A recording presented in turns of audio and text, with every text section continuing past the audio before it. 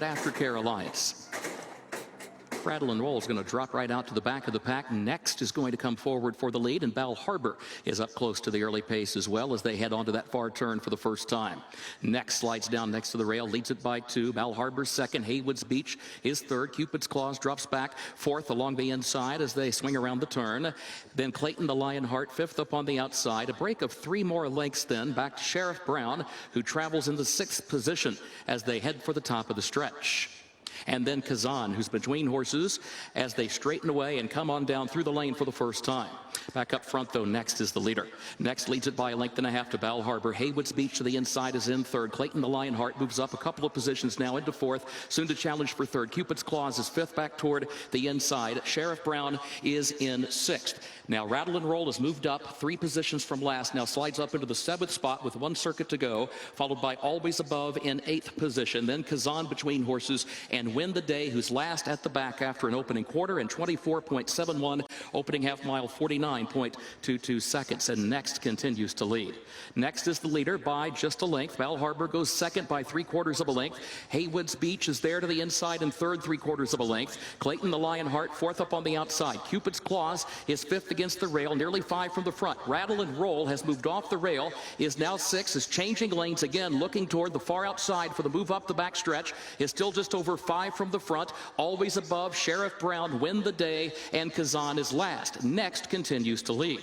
It is Next who shows the way, leads it by 3/4 of a length. Bal Harbour has been there to shadow the leader since the start. Haywood's Beach is third. Cupid's Claws, Always Above, looks for running room toward the inside. Now Rattle and Roll is still back in some traffic onto the far turn, still looking toward the outside to try to clear some of that traffic. Now goes 4 wide, and Rattle and Roll is now moving up to challenge for fourth, still 5 from the front, and Next is still the leader. Bal Harbour second, Haywood's Beach third, 2 lengths off the lead toward the inside. Always Above, and then Rattle and Roll, who's now fifth, now taking fourth, still 5 from the lead as they round the far turn. Next is on top. Next leads it by 2, by 3 lengths now to Bal Harbour. Haywood's Beach back toward the inside. Rattle and Roll fourth, center of the track is still 7 from the lead. Coming to the 8th pole, Next, the leader. Next leads it by 3 lengths into the final furlong to Bal Harbour and Haywood's Beach. Next strides on through the final furlong. Next has the lead by 5, by 6. It is Next with a 16th to go. It is Next, Luan Machado, to win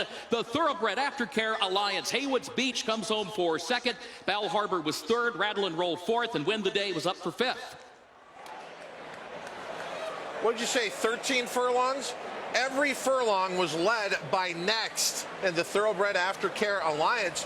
This horse was hammered from the get-go. 15-1 in the morning line, 7-1 in the paddock, and 5-1 at post time. He has such a long stride, and when he got out to the front end and set those fractions uncontested, you're thinking to yourself, oh, this horse is not going to stop. Yeah, and taking that kind of money, guys, for low-profile connections. I mean, for a horse that's 15-1 morning line out of the William Cowan's barn with Luan Machado up, to get bet down to 5-1, this was an easy win.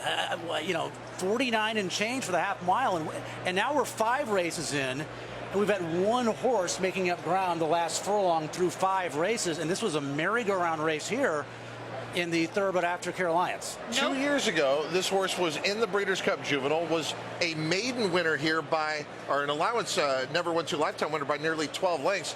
Clearly does like it here. He ran in the Breeders' Cup Juvenile in 2020, and he finds his way back on the same day a couple years later on the undercard and into the winner's circle at 5-1. But to Matt's point, Todd, there were no horses that were making up ground to even finish second or third. It was a true merry-go-round race. 2, 4, 6, 1, 9 posted on the board. 5-1, over 4-1, over 6-1, over 9-5. You saw the pick 5, right? Over 5-1. What's that? You saw the pick 5, what it's paying, right? Okay, now hold on a second, because I thought 4,200. I thought the pick 5s were kind of underlaid, except that one. Yeah, you're absolutely right. 4,200. That's a good payoff, yeah, considering what has come in, and that also continues the middle pick 4. It also starts the pick 6, so there's the potential for some good returns with so much more to come. Our first championship race will be coming up after this race is official. Coming up will be the Breeders' Cup Juvenile Turf Sprint. Will Wesley Ward garner a big win in there, which is certainly his specialty. Those young horses on the grass sprinting. He will have the filly in there, Love Reigns. And Wesley Ward going to play a big factor on this Future Stars Friday. He also happened to be the